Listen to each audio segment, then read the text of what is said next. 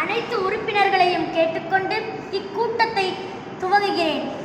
அடுத்ததாக பிரதமரை பேச அழைக்கிறேன்.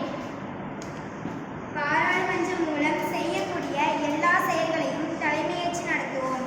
பாராளுமன்றத்தை வெற்றிகரமாக செயல்பட வைப்பது எங்களுடைய மிக முக்கியமான பொறுப்பு என்பதை உணர்ந்து செயல்படுவோம். ஒவ்வொரு கூட்டத்திலும் அவைத் தலைவரை முன்மொழிவோம். குழந்தைகள் பங்கேற்பு திட்டமிடலை கற்றுக்கொண்டு செயல்படுத்துவோம். குழந்தைகளிடம் உள்ள தலைமை பண்பை வளர்ப்பதற்கான பயிற்சிகளுக்கு ஏற்பாடு செய்வோம். பாராளுமன்றத்தில் முடிவு செய்யப்பட்ட தீர்மானங்களை நிறைவேற்றுவதற்குரிய மனுக்கள், கடிதங்கள் போன்றவை அனைத்திலும் கையெழுத்திடுவோம். குழந்தைகள் பாராளுமன்றத்தில் இருக்க வேண்டியவை, நடைபெற வேண்டிய நிகழ்வுகளை உறுதிப்படுத்துவோம். பிரதமருடைய தலைமையில் தலைவர்கள், அதிகாரிகள் போன்றவர்களை சந்திக்க பாராளுமன்ற உறுப்பினர்களை கூட்டி செல்வோம். பாராளுமன்ற கூட்டத்திற்கு வருகை தராத உறுப்பினர்களை ஊக்கப்படுத்தி கூட்டத்தில் தவறாமல் கலந்து கொள்ள செய்வோம். குழந்தை அமைச்சர்களின் பொறுப்புகளையும் செயல்பாடுகளையும் கவனித்து மேம்படுத்த உதவுவோம்.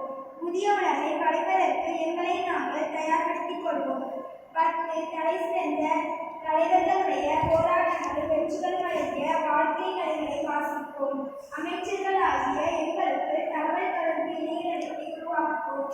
ஒவ்வொரு வருடமும் 2 முதல் 5 பயிற்சிகளில் கலந்து கொள்வோம். அடுத்ததாக நிதித்துறை அமைச்சரை பேச அழைக்கிறேன்.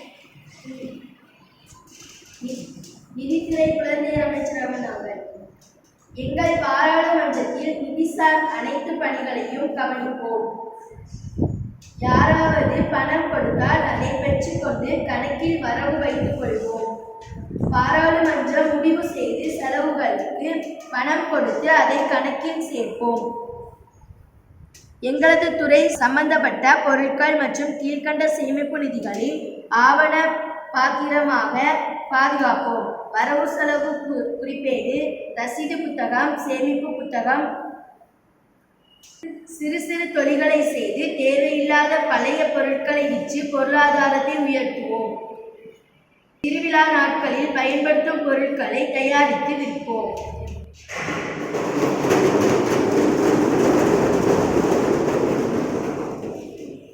அடுத்ததாக கலை மற்றும் பண்பாடுத்துறைக்கான அமைச்சரை பேச அழைக்கிறேன். கலை மற்றும் பண்பாடுத்துறை அமைச்சர்களாகிய நாங்கள் குழந்தைகளின் தனித்திறமைகளை கண்டுபிடித்து ஊக்குவிப்போம்.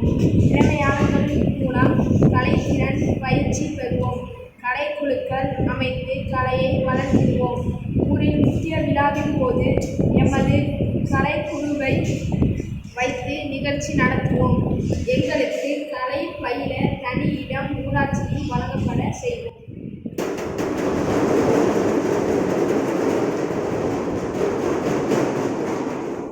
அடுத்ததாக விளையாட்டுத்துறைக்கான அமைச்சரை பேச அழைக்கிறேன்.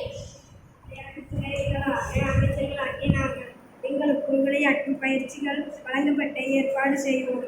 அன்றாட கால அட்டவணையில் விளையாட நேரம் ஒத்துக்கொள்வோம். விளையாட்டின் மூலம் தன்னம்பிக்கை வளர்ப்போம். விளையாட்டுக்கு தகுந்த மைதானங்களை ஊராட்சி மன்ற வழியாக்கி ஏற்படுத்துவோம். இக்கூட்டத்தில் பேசப்பட்ட விவாதம் திரும்பவும் நடைபெறும். நன்றி.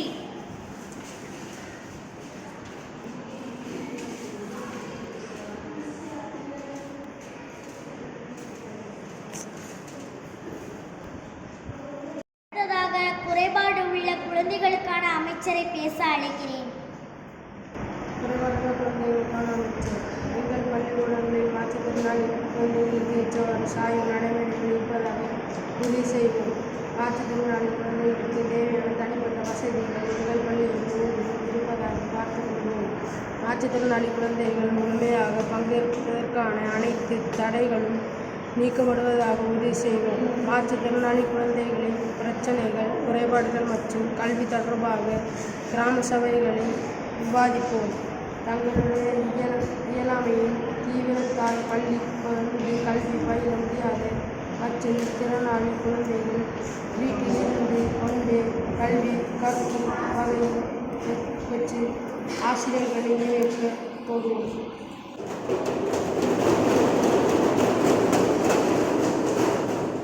அடுத்ததாக ஆன்மீகத்துறைக்கான அமைச்சரை பேச அழைக்கிறேன். நாங்கள் செய்வோம்.